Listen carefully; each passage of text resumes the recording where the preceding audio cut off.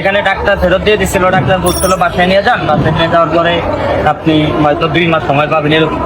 আস্তে আস্তে উনি আস্তে আস্তে স্বাভাবিক হয়ে আল্লাহর রহমতে এখন 2 বছর যাবত স্যারের কাছ থেকে ওষুধ করতে কন্টিনিউ। বাবা এখনো 2 বছর সুস্থ আছে, ইনশাল্লাহ ভালো আছে আলহামদুলিল্লাহ। ওয়ালাইকুম রহমতুল্লাহ বরকাতুহু। সম্মানিত দেশবাসী, আমি cancer specialist doctor SM. Sarwar.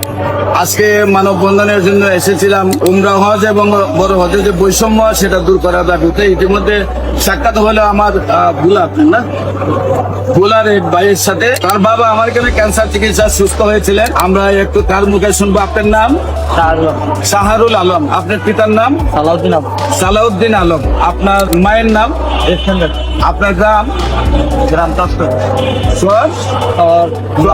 শহর গুলা। আচ্ছা, আপনার আব্বার কি হয়েছিল বা কোথায় কোথায় চিকিৎসা করেছিলেন, আপনি কিভাবে সুস্থ হয়েছেন একটু দেশবাসীর উদ্দেশ্যে বলেন।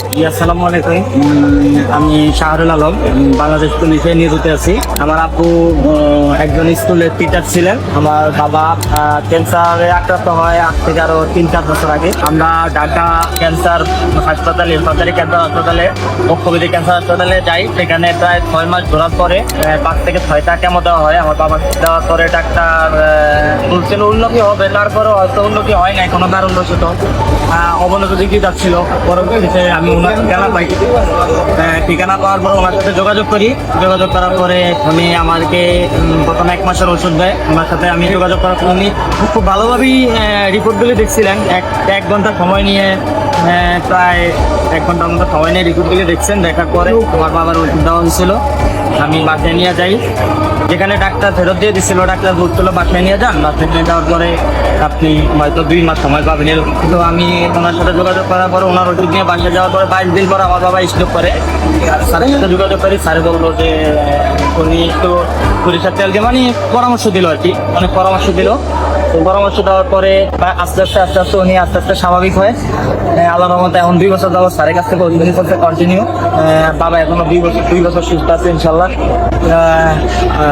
ভালো আছে আলহামদুলিল্লাহ। আমি প্রশ্ন করি, একটা স্যারের সংবাদ আপনারা কিভাবে পেলেন? স্যারের সংবাদ পাইছিলাম আমি আপনার ক্যান্সার হাসপাতালে অনেক ঘোরাঘুরি করছি, তো লিফলেট কাগজ দেখছিলাম, একটা কাজ পাইছিলাম। আমি আমার টাকাটা না হয় খরচ তো হইতো ক্যামেরা দিলে, তো চিন্তা করছিল এই ফোনে খরচ করে দেখি। স্যারকে আপনি দেখেন? হ্যাঁ, এই স্যারের সাথে কথা বলবো। আমার কষ্ট বাবার